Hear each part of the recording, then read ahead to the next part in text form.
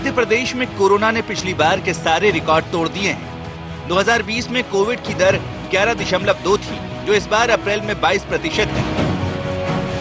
शमशान में जगह कम पड़ गई, लिहाजा अतिरिक्त व्यवस्था करनी पड़ रही है। रेमडेसिविर की खेप आई, पर लोगों की मुसीबत कम नहीं हुई। अब तो इस पर सियासत भी होने लगी है।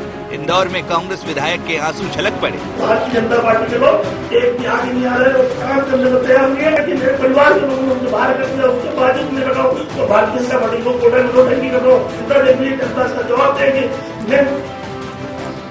लेकिन सरकार के लोग कह रहे हैं ये वक्त पॉलिटिक्स का नहीं है। संपूर्ण भारत में कोरोना का भयावह रूप हम देख रहे हैं। अरे एक राज्य जीतने से, एक विधानसभा जीतने से विजय श्री हासिल नहीं होती। इस संक्रमण काल में यदि प्रदेश और देश की जनता का मन आपने जीत लिया, वो असली विजय मैं मानता हूं। प्रकरण तो लगते रहेंगे, वक्त आएगा, न्याय मिलेगा, लेकिन दोनों जगह की स्थिति भयानकतम है।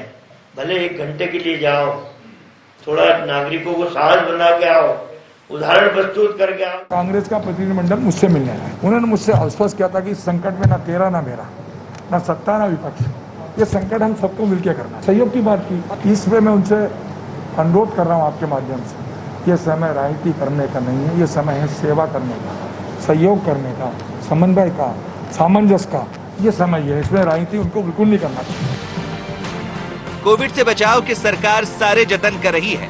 ऑक्सीजन और रेमडेसिविर की कमी ना रहे, प्रयास इसके भी हैं। लेकिन दमोह में अब अचानक कोरोना आ गया है और कांग्रेस प्रत्याशी अजय टंडन की रिपोर्ट पॉजिटिव आने के बाद नजर आए तो यहाँ भी कोविड में पॉलिटिक्स आ गई।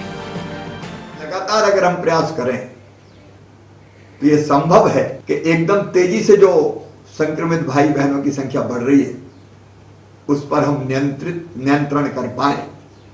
और सबसे पहले जरूरी वही है कि कोरोना संक्रमण फैलने से रोकने के सभी उपाय किए जाए। इसमें आप सब बहन और भाई सहयोग करें। अजय टंडन जो कांग्रेस के प्रत्याशी हैं, उनके खिलाफ चुनाव आयोग कड़ी कार्रवाई करे। और जस्ट चुनाव से 1 दिन पहले खुद कोरोना पॉजिटिव होने के बावजूद इतने लोगों को लेकर भारतीय जनता पार्टी को बदनाम करने के लिए किसी गाड़ी और किसी भवन के आरोप लगा करके जो उन्होंने प्रयास किया, और उसमें खुद जांच के बाद पुलिस प्रशासन, चुनाव आयोग, इनके साथ मिलकर के सारी जांच हो गई, कुछ नहीं मिला। कोविड का संकट विकट है, सबको प्रयास करने की जरूरत है और जो आंकड़े बढ़ रहे हैं वो चिंता बढ़ाने वाले हैं। लेकिन सवाल यही है कि कोविड में पॉलिटिक्स कितनी जायज है। Bureau report, IND 24।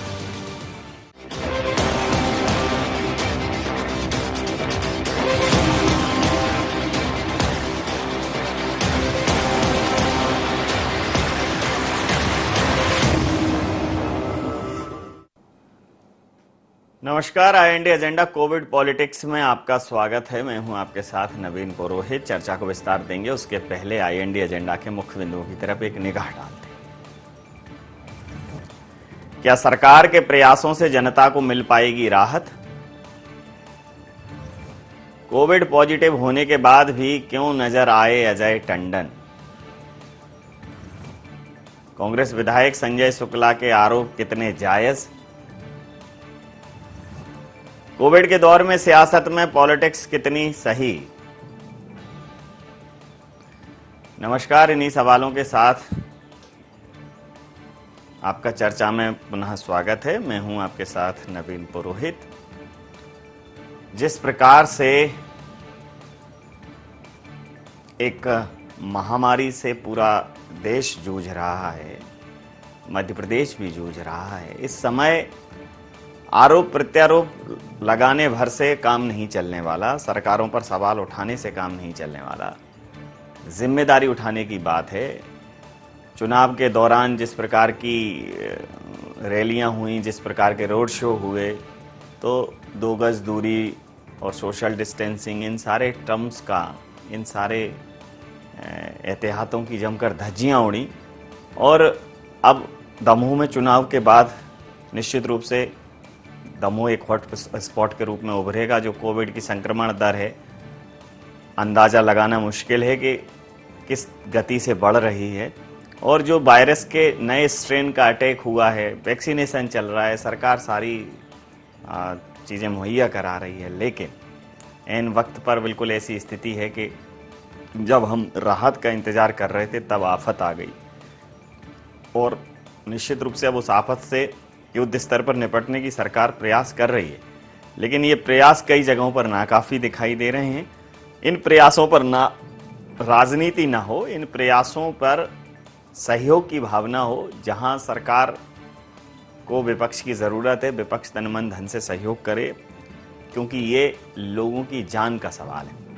इसी मुद्दे पर करेंगे चर्चा। हमारे साथ चर्चा में शामिल हैं चेतन सिंह जी, वरिष्ठ नेता हैं मध्य प्रदेश भारतीय जनता पार्टी के, दुर्गेश शर्मा जी, प्रवक्ता हैं मध्य प्रदेश कांग्रेस के, आदरणीय प्रकाश हिंदुस्तानी साहब, वरिष्ठ पत्रकार, ख्यात लेखक, चिंतक, विचारक हमारे साथ हैं। आप समस्त महानुभावों का बहुत बहुत स्वागत है। तो सीधा सवाल चेतन जी आपसे कर लेता हूं कि आपदा का दौर है और सरकार अब युद्ध स्तर पर प्रयास कर रही है। कुछ सवाल हैं जो जायज़ हैं कि जब रिलैक्सेशन था तो अंदाज़ा नहीं लगा पाए कि वायरस का दूसरा स्ट्रेन इस तरह से वापस लौटेगा और थोड़ा सा छूट ज़्यादा हो गई, लोग लापरवाह हो गए, मेले चलने लगे, रैलियां होने लगीं, रोड शो होने लगे। तो अब स्थिति निश्चित रूप से बहुत भयंकर है, विकट है, संकट, और कांग्रेस कह रही है कि पूरी तरह से आपका फेल्यूर है। क्या कहेंगे? ठीक है नवीन जी, इस देश में परिस्थितियां विकट हैं, कंट्रोल के बाहर हैं। आखिर इन परिस्थितियों के लिए भी तो जवाबदार हम ही लोग हैं। 130 करोड़ लोगों का देश, सरकार को पता था दूसरी वेव आएगी, तेज आएगी, लेकिन अगर हम थोड़ा सा बैक में जाएं कि पहली वेव के समय जब पूरे देश को माननीय प्रधानमंत्री जी ने लॉकडाउन किया था तो किस प्रकार से संविधान की दुहाई दी गई, किस प्रकार से जहां जहां भारतीय जनता पार्टी के मुख्यमंत्री नहीं है उन राज्यों में कि हमने राज्यों का जो अधिकार क्षेत्र है उस पर अतिक्रमण कर लिया। माननीय प्रधानमंत्री जी को उस मामले में रिलैक्सेशन देना पड़ा। और आज जिन राज्यों को हमने रिलैक्सेशन दिया है, क्या चाइना का वुहान बन करके महाराष्ट्र नहीं निकला है? महाराष्ट्र इस हिंदुस्तान के जद से बाहर नहीं है, लेकिन आफत, परिस्थितियां और तमाम तरह की जो बातें, मुझे लगता है कि जो तैयारी सरकार ने की, अगर इसकी आधी भी तैयारी अगर जनता कर लेती तो निश्चित रूप से आज इन परिस्थितियों से हम दो चार नहीं होते। और मैं आज फिर जवाबदारी के साथ कहना चाहता हूँ, किसी भी राज्य की सरकार, किसी भी केंद्र की सरकार का कोई भी मुखिया हो, जब तक उनके प्रयासों के साथ देश और देश की जनता चलने का प्रयास नहीं करेगी, आप चाहे जितना कर लीजिए। तो आप जनता ने आपने कहा, सुनिए, तो जनता ने आपने कहा जनता से थाली बजाइए, जनता ने थाली बजाई। आपने कहा ताली बजाइए, जनता ने ताली बजाई।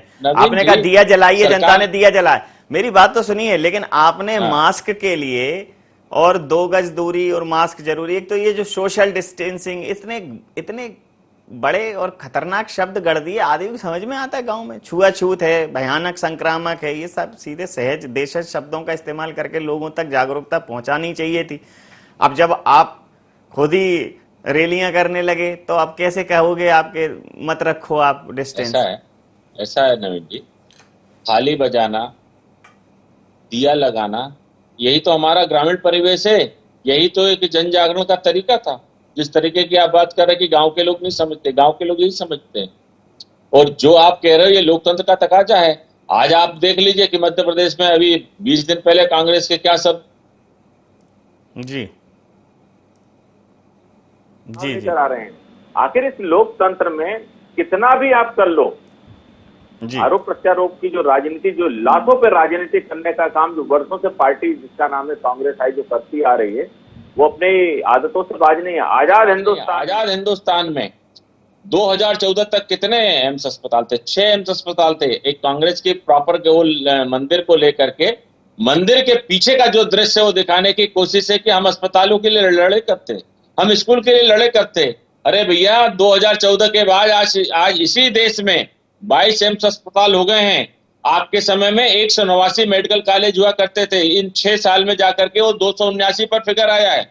ये आप कहते किसको हो? जब आपके पास वक्त था आप तो कहते हो हमने देश को आजादी दिलाई, सुई से लेकर के मिसाइल तक बनाने का काम किया। कभी इसके बारे में भी सोच लेते। देश को आज जिन बातों की आवश्यकता है आज इस देश में हर चीज की कालाबाजारी की सोच हर आदमी की पड़ी हुई है। आज देश में ऑक्सीजन की कमी है तो उसकी कालाबाजारी है। आज जिस इंजेक्शन को लेकर के रेड सिमर की मारामारी है उसको लेकर के कालाबाजारी है। पुलिस अपना काम कर रही है, कानून अपना काम कर रहा है, लेकिन मैं से जवाबदारी के साथ कह रहा हूं कि जब तक हिंदुस्तान की जनता सरकार के कदम के साथ नहीं चलेगी कुछ नहीं होगा। और इन कदमों का हम बेहतर उपयोग कर सकते थे कि जब जनवरी में वैक्सीन लॉन्च हुई तब अगर एक मुहिम के साथ हम काम करते और सबको हम प्रेरित करते तो हम बहुत बड़ी ताकत में वैक्सीन। लेकिन इस देश की राजनीति में जिस प्रकार से कांग्रेस और कांग्रेस के नेताओं ने अपने चाल चरित्र चेहरे का जो विकराल रूप दिखाया, लोगों में भ्रम पैदा करना, देश की जनता को भड़काना, ये राजद्रोह से कम नहीं है। भले इस पे राजद्रोह की धाराएं नहीं लगती है, लेकिन ये राजद्रोह से कम नहीं है। इस हिंदुस्तान को आपकी बात पर प्रतिक्रिया ले लेता का काम भी अगर किसी ने किया है तो कांग्रेस आई नामक एक पार्टी है, इसने ला करके आज इस स्टेज को खड़ा कर दिया है। सारे प्रयास सार्थक होने के बाद आपकी बात पर प्रतिक्रिया ले लेता हूं। दुर्गेश जी वो ये कह रहे हैं कि सरकारें काम कर रही हैं, लेकिन अब आपदा है, अचानक आई है तो आपको साथ खड़े होना चाहिए। जब वैक्सीन आई तो उस पर सवाल उठाए गए, आपने साथ नहीं दिया।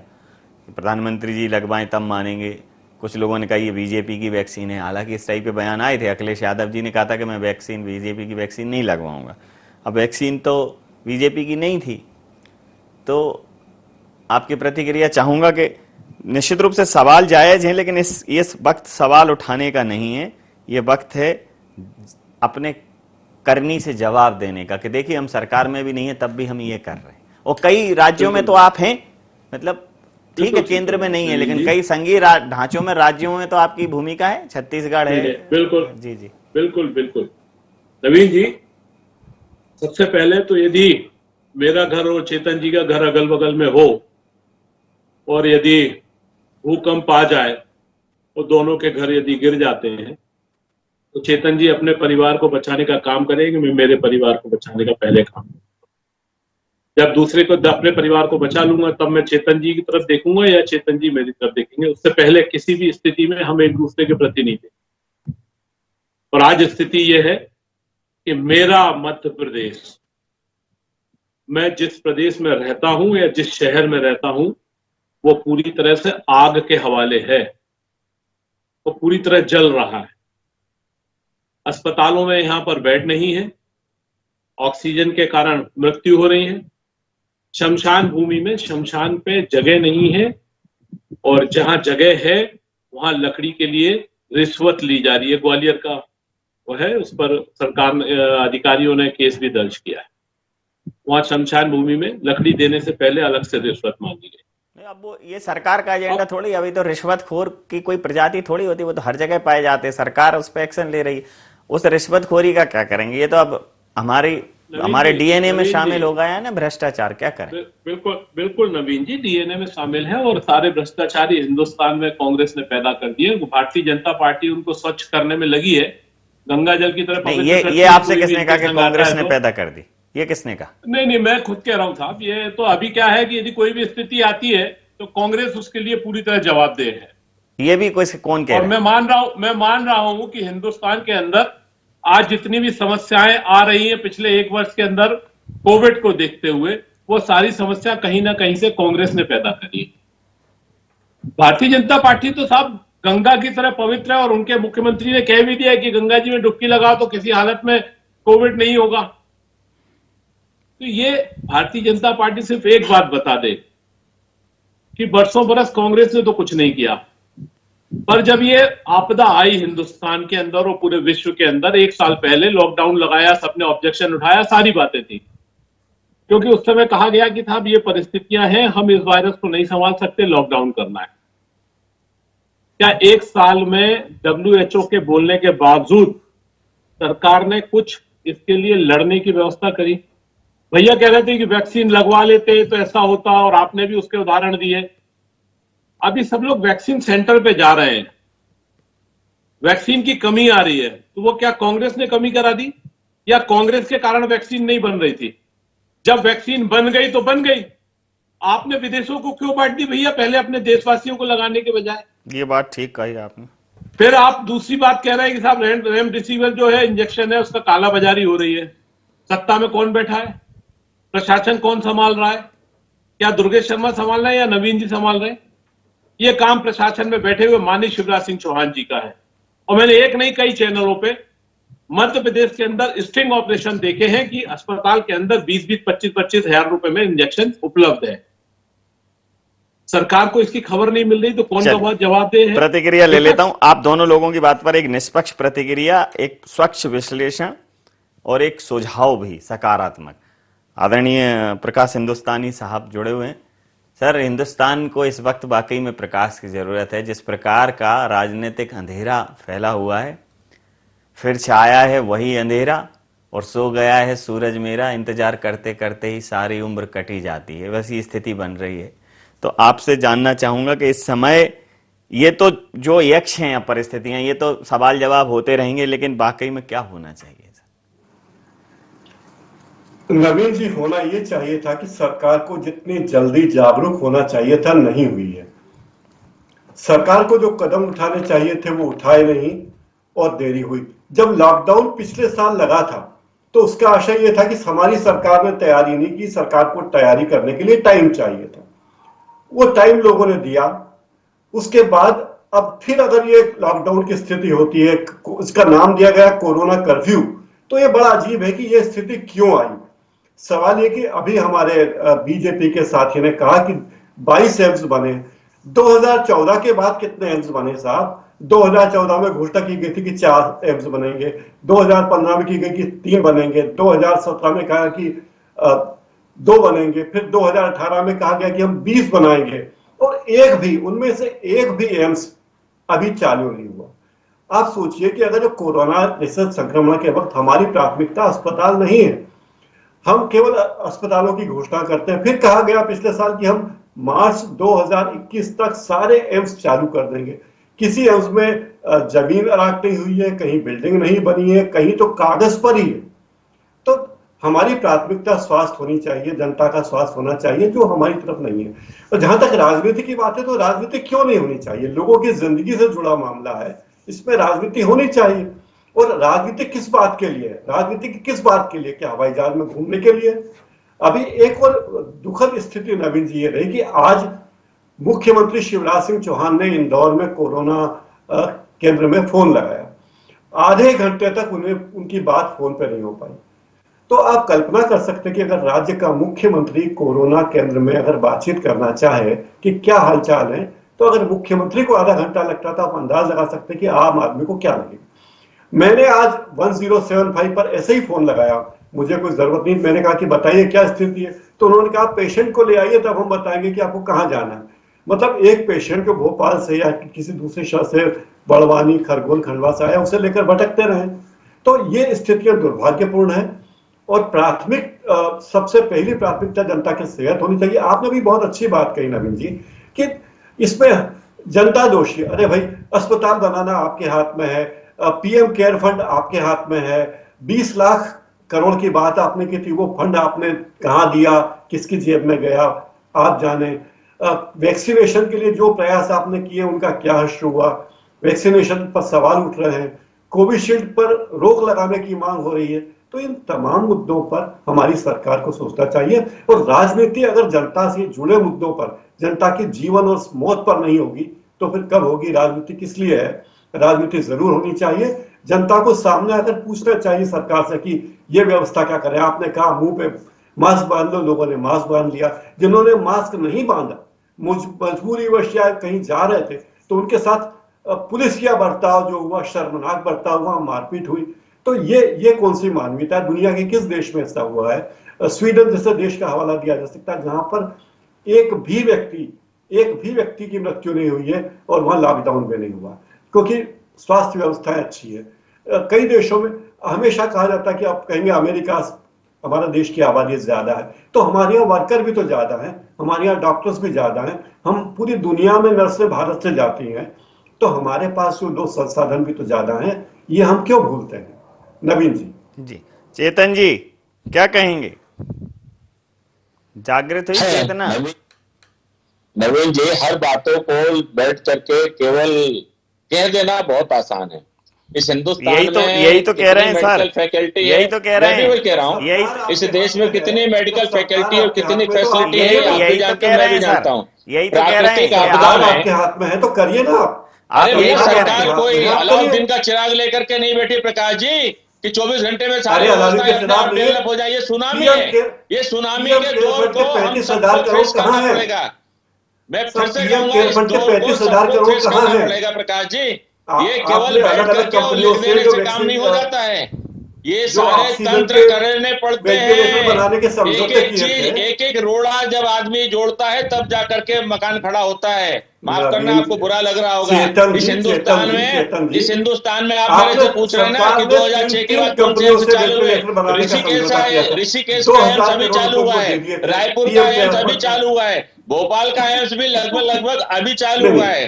महाराष्ट्र में, अब आता मैं वैक्सीन पर आता हूं, महाराष्ट्र की सरकार 11% जो उनको वैक्सीन दी उसका हिसाब नहीं दे पाई कि इस वैक्सीन को हमने किसको लगा करके दिया है। अरे राजस्थान की सरकार 7% लोगों को नहीं दे पाई। मेरी बात, चेतन जी बात सुनिए। उन्होंने जो कहा कि सरकारें जो नहीं कर पाई, सरकारें कोई बीजेपी के लिए नहीं कहा, ये छत्तीसगढ़ की भी यही स्थिति है। लेकिन देश में एक केंद्र की भी सरकार है जो सबके लिए काम करती है। तो भारतीय जनता पार्टी कई जगह क्या है, डेढ़ हो जाती है, एक केंद्र और आधी राज्य। और जहां राज्य सरकारें के कांग्रेस की हैं, असफल हैं, तो उन पर भी सवाल उठ रहे हैं, उन पे भी पूछा जा रहा है। कोई ऐसा थोड़ी कि उनकी आरती उतार रहा है। कौन कह रहा है कि महाराष्ट्र में हालत खराब नहीं है? कौन कह रहा है कि गुजरात में हालत खराब नहीं है? गुजरात का हालत देख लीजिए। मैं ओवरऑल सिस्टम की बात कर रहा हूं कि इस देश में चाहे राज्य की सरकार हो, चाहे मध्य प्रदेश की हो, चाहे महाराष्ट्र की हो, कहीं ना कहीं परिस्थितियों का आकलन करने में ये सरकारें फेल हुई हैं जी। इसको सबको साफ गोई के साथ स्वीकार करना चाहिए। लेकिन इन परिस्थितियों में, इन हालातों में सरकार ने जो प्रयास किए हैं, निश्चित रूप से मैं कहूंगा कि बहुत बेहतर प्रयास किए हैं।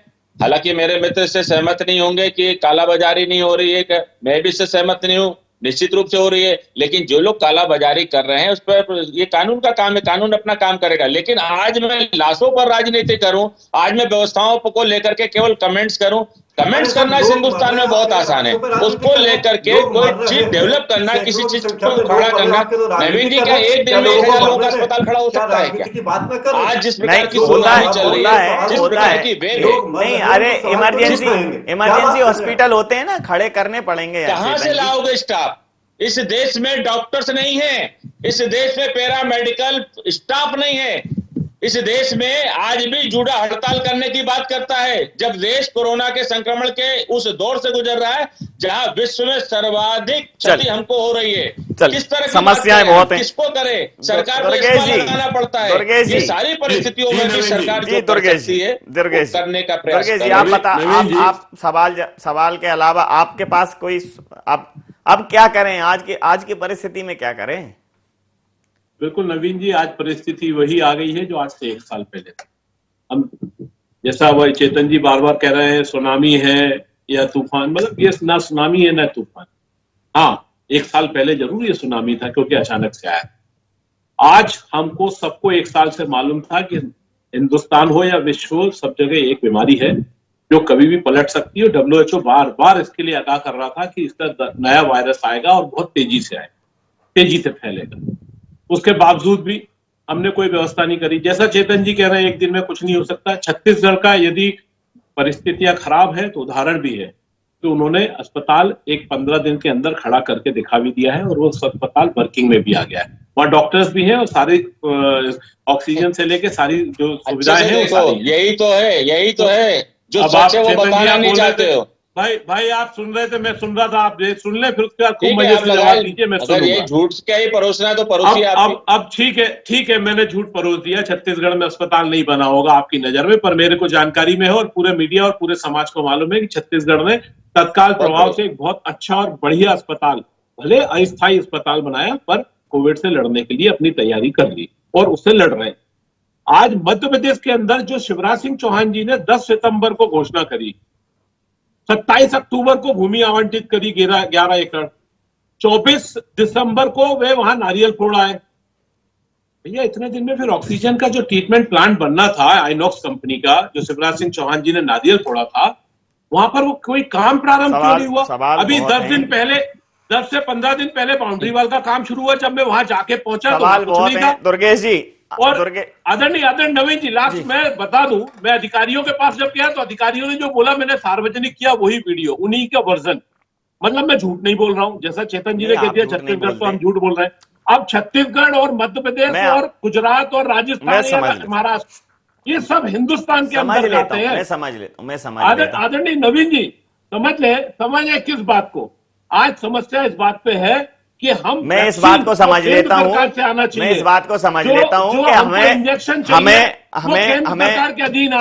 हमें दूसरे प्रदेशों से ऑक्सीजन क्यों लेनी पड़ रही है। मैं इन बातों को समझ लेता हूं, मैं उन सारी बातों को समझ लेता हूं जो आपने कहा है। प्रकाश जी, परिस्थितियां तो विपरीत हैं, तैयारियों में भी कहीं ना कहीं चूक हुई है, पूर्वानुमान में पूरी तरह से विफल साबित हुए हैं। लेकिन इस समय जो आप कह रहे हैं कि ये समय राजनीति करने का नहीं है, लोग कह रहे हैं, आपने बिल्कुल सही कहा। क्या राजनीति गलत चीज है? यही समय है सकारात्मक राजनीति करने का, कि जो जिस पर 10 सेकंड का समय दे तो मैं एक बात और बोलना चाहूंगा। जी बोल लीजिए। आज मध्य प्रदेश के अंदर 28 सांसद भारतीय जनता पार्टी के और 1 कांग्रेस का। जो कांग्रेस का सांसद है छिंदवाड़ा के अंदर अपनी उपस्थिति दे रहा है, और आप उसको वहां पर चेक कर सकते हैं। भोपाल की सांसद कहीं ना कहीं, अरे भोपाल की सांसद, अरे आप समझ ही नहीं रहे हैं।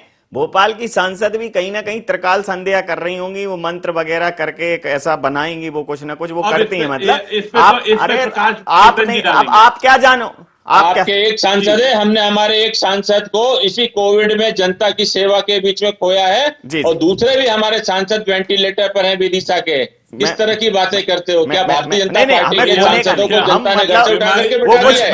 अरे मतलब नहीं चाहूंगा कि चलिए मैं अंतिम प्रतिक्रिया के साथ चर्चा समाप्त करूंगा। मैं अंतिम प्रतिक्रिया दुर्गेश जी, अब अंतिम प्रतिक्रिया के साथ दुर्गेश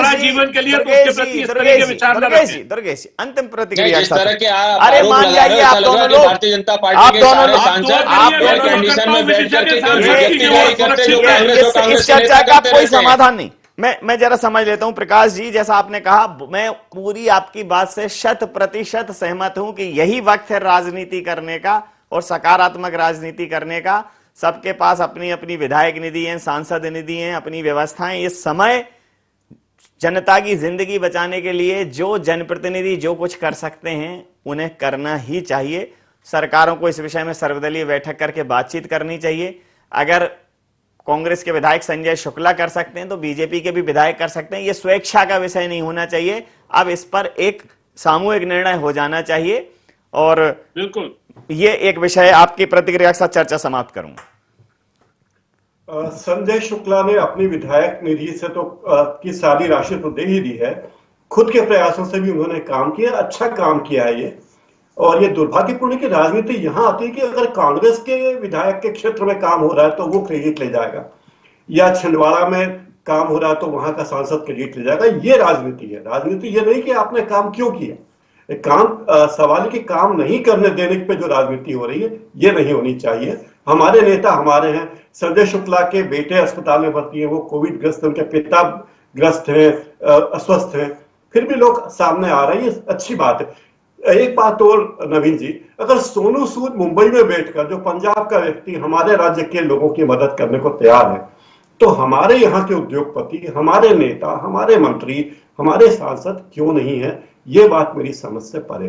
बिल्कुल नवीन जी, बिल्कुल सही कहा आपने। समय सीमा के चलते मैं ये चर्चा समाप्त करूंगा। आप समस्त महानुभावों का बहुत बहुत धन्यवाद, बहुत बहुत आभार।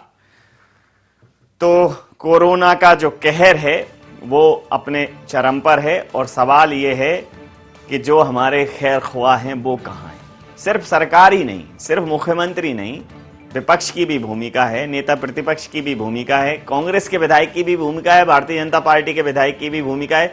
जरूरत है इस समय सर्वदलीय बैठक के साथ एक सामंजस्य हो, और सबसे पहला और अंतिम निर्णय सिर्फ और सिर्फ इस पे हो कि कोविड की रोकथाम के लिए जो कुछ भी किया जा सकता है पहले किया जाए।